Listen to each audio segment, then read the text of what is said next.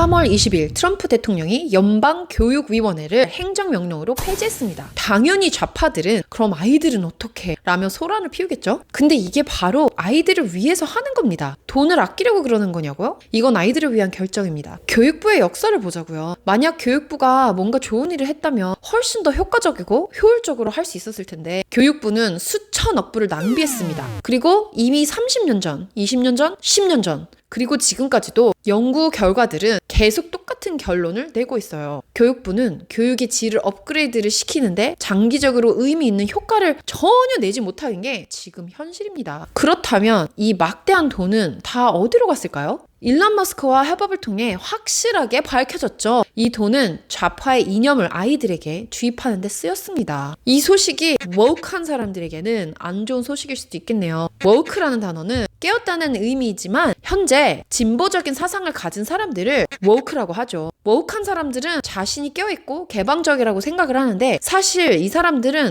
헛된 깨어있음을 깨닫지 못하는 사람들을 woke라고 하고 있습니다. 이런 woke한 사람들에게 나쁜 소식은 이제 시민들이 세금으로 아이들을 세뇌할 수 없다는 거죠. 근데 좋은 소식도 있어요. 우리는 woke한 여러분처럼 행동하지 않다는 겁니다. 우리는 교육부를 장악해서 세금을 이용해 여러분의 아이들에게 우리의 이념을 강요하려는 게 아닙니다.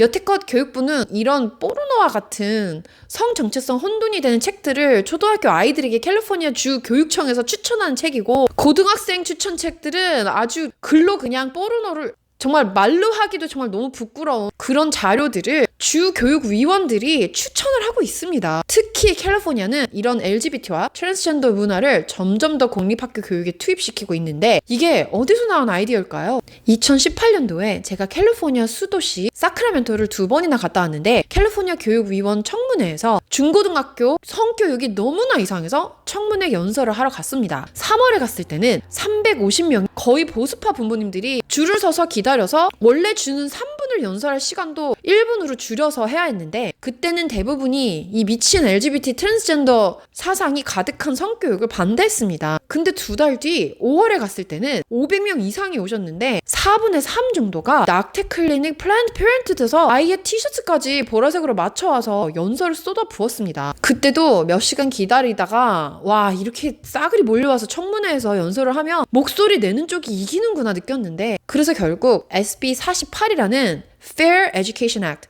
공정교육법 이 법안으로 인해 결국 아이들에게 세뇌되는 법안들이 어마어마하게 쓰여지고 있어요. 매일도 아니고 1시간 만에 하나씩 나온대요. 이런 법안들을 만드는 핵심 의원들이 캘리포니아주는 민주당 의원 스콧 와이너 그리고 셔리 웨버인데요. 이 둘이 그동안 쏟아낸 법안들은 결국 공립학교에서 이 커리큘럼을 가르쳐야 하는 의무화가 되고 있습니다. 각 도시 교육청들이 이 법안들을 투입시키지 않으면 돈을 못 받기 때문에 최대한 빨리 투입을 시키는데 대표적으로 한국에서도 많이들 아시는 얼바인시에서는 사크라멘토에서 내려오는 법안들을 제일 먼저 투입합니다. 얼바인의 한인들이 엄청 많이 살고 있는데 자신의 자녀들이 이런 교육을 받는다는 것도 모르고 그냥 학교 가서 선생님 말 잘 들어 하면서 애들을 학교로 보내고 있어요. 이런 교육을 받고 있는 우리 아이들은 공부에만 시간을 쏟다가 결국 대학 가서 엄마 아빠와 떨어져서 교수의 사상을 그대로 받아들이고 소셜미디어를 통해 이러한 사상들을 그대로 받아들이죠. 우리는 피땀 흘려서 버는 돈으로 아이들 교육하겠다고 고생하면서 살아가고 있지 않습니까? 근데 믿었던 학교에서부터 우리 자녀를 망가뜨리는 사상을 가르치고 있으니 캘리포니아는 우리의 월급 거의 반을 떼어가는데 그 돈으로 어떤 짓을 하고 있는지 알게 되면 분노를 참을 수가 없습니다. 올해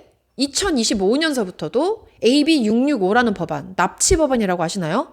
아이들이 학교에서 성정체성에 혼돈이 왔다. 선생님이나 교장 선생님이나 카운슬러한테 얘기를 하면 거기서 곧바로 아이를 LGBT 센터로 보내지고 엄마 아빠는 애가 없어졌는지도 모르고 이게 납치 아닙니까? 학교에서는 부모에게 알리면 안 된다는 법안입니다. 정말 미치지 않았습니까? 그래서 작년에 많은 한인들이 한 50만 명 서명운동을 해가지고 캘리포니아주 사크라멘토에다가 편지들을 보냈는데 그것 또한 통과가 안 됐습니다. 앞으로 주 교육청도 없애야 된다고 생각합니다. 세금 또는 정치인들이 다 해먹고 사실상 공립학교에서 선생님들 한 선생님당 무려 30명씩 가르치고 있는데 코로나 때 우리는 우리 자녀 2명, 3명만 가르치려고 하는데 머리 쥐어뜯고 난리 나지 않았나요? 그때 부모들이 뭐라고 했는지 기억하시죠? 선생님들은 큰 상 줘야 된다고. 선생님들이야말로 어벤져스들이라고. 그런데 세금 돈은 다 어디로 가고 있나요? 선생님들 연봉 보면 공부 열심히 해서 선생님하고 싶지 않을 정도로 월급이 하위급입니다. 최근에 캘리포니아 공화당 의원이 낸 법안이 있는데요. 스쿨 초이스라고 한 아이당